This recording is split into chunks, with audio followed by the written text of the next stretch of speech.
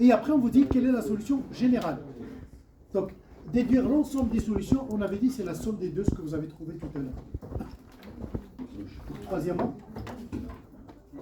donc, l'ensemble des solutions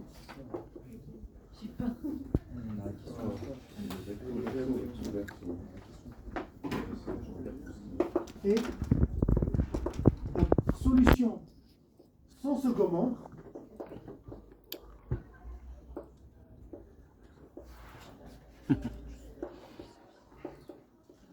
plus solution particulière. On est d'accord?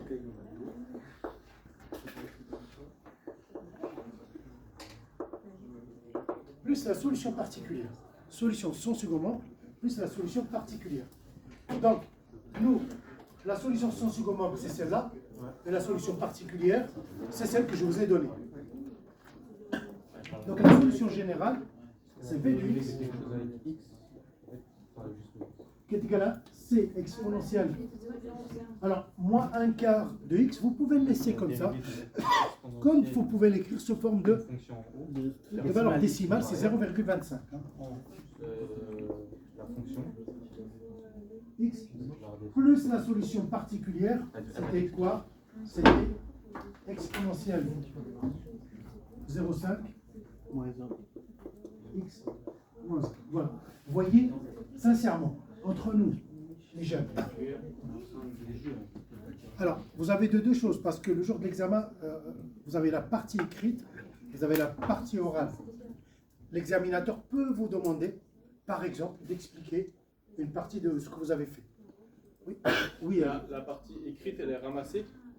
Oui, et après, vous allez, avec l'examinateur, pendant quelques minutes, il va vous poser des questions sur ce que vous avez fait. D'accord. Il peut vous remettre votre copie.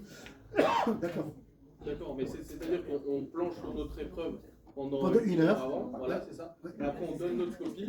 Oui. L'examinateur la voit, nous on passe à l'oral. Exactement. On donne la copie ou non. Voilà. Et après, je veux dire, une fois qu'on rentre chez nous, la copie est corrigée quand même ou c'est que. Ah non, il corrige le jour même. Et Ouais. l'examen, moi j'ai programmé les examens sur 2 jours. Ouais. Donc 4 et le 5. Ce qu'ils font, ils corrigent le jour même, mais la saisie des notes se fait le 2e jour. D'accord. L'année dernière, l'examen était programmé sur 3 jours. Là, cette année, on est sur 2 jours. Je t'ai mis dans une position confortable pour pouvoir bénéficier de toi et l'OM. L'OM ne sera pas là, mais je vous ai mis dans le même groupe. Donc si tu vas, j'ai mis le calendrier sur Ulysse, d'accord? Voilà, il est affiché et tout ça. Donc vous allez être sur 2 jours d'une manière confortable. Donc voilà, donc ça se passera comme ça pour vous. Donc, ayez en présence d'esprit que l'examinateur peut vous poser des questions sur des parties. Alors, il y a une grille que j'ai établie. Soit c'est écrit sur 12, soit c'est écrit sur 10. Je n'ai pas encore élaboré les sujets, mais vous pouvez avoir la partie écrite sur 12, la partie orale sur 8, ou le contraire, la partie au 10-10, etc. Je vais voir en fonction de la grille d'évaluation. Donc, je crois que je vais peut-être privilégier l'écrit. Voilà, d'accord. Donc, voyez là, vous avez votre solution générale ou les solutions générales. Alors pourquoi? Il se peut qu'ils vous posent la question, pourquoi on les appelle les solutions générales? Parce qu'on ne connaît pas la valeur de C. Ce C-là, on va le connaître par ce qu'on appelle les conditions initiales. Et ces conditions initiales, c'est ce qui est donné dans, ici, de la 4e question. Déterminer la solution particulière, vérifions V de 0 égale 0. Alors, donc la solution, alors on l'a appelé la solution particulière, mais la solution telle que V de 0 égale 0. Vous savez, on peut vous demander d'interpréter ce que c'est que V de 0 égale 0. On est en train d'étudier l'écoulement. D'accord, on est en train d'étudier l'écoulement, la vitesse d'écoulement. Donc la vitesse d'écoulement, elle est en fonction du temps. Et vous dites ici que 0 c'est le temps. On remplace juste x par 0. Exactement, mais c'est juste pour vous dire à quoi ça sert. V de 0 égale 0, ça veut dire à t égale 0, l'écoulement, la vitesse est égale 0. Okay. Comme si vous prenez un cylindre, vous avez un robinet, et qu'est-ce que vous avez fait? À t égale 0, vous avez ouvert le robinet, ça veut dire que la vitesse initiale était égale à 0. C'est pas comme si vous avez une pression et vous ouvrez le robinet, là la vitesse à t égale 0 n'est pas égale 0.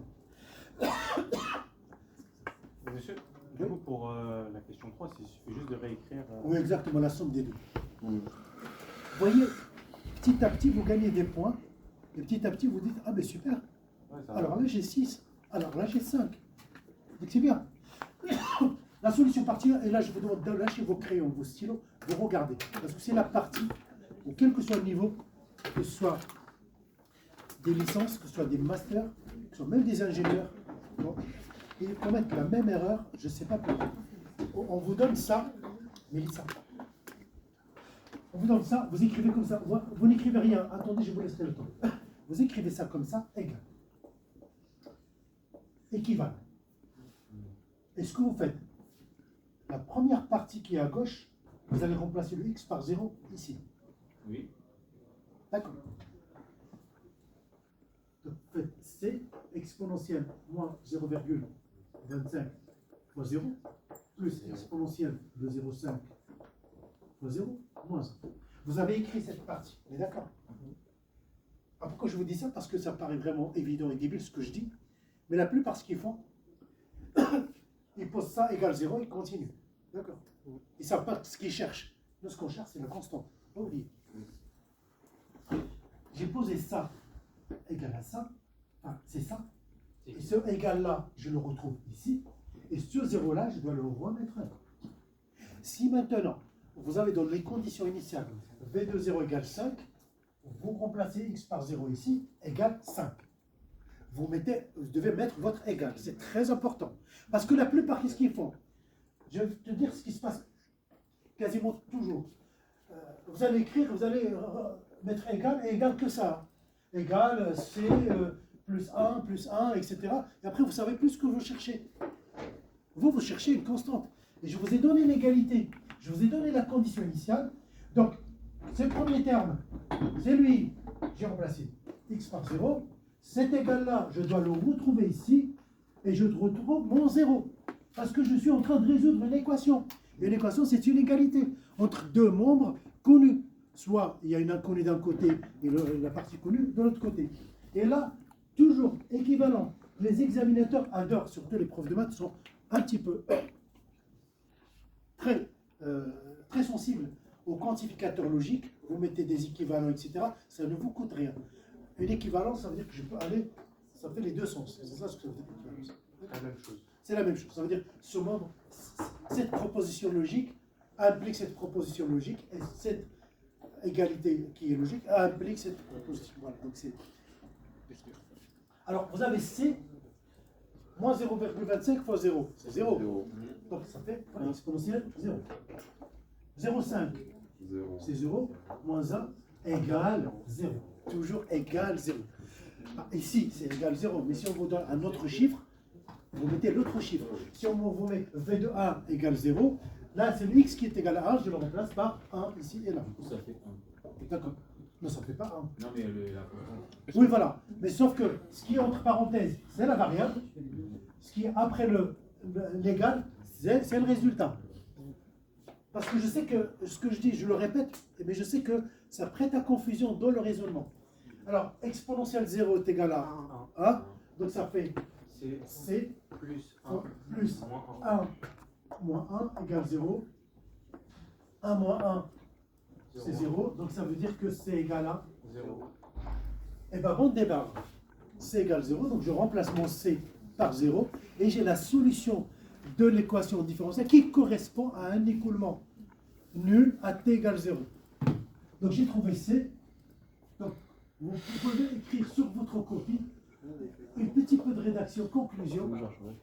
V de x serait égal à exponentielle 0,5 x moins 1.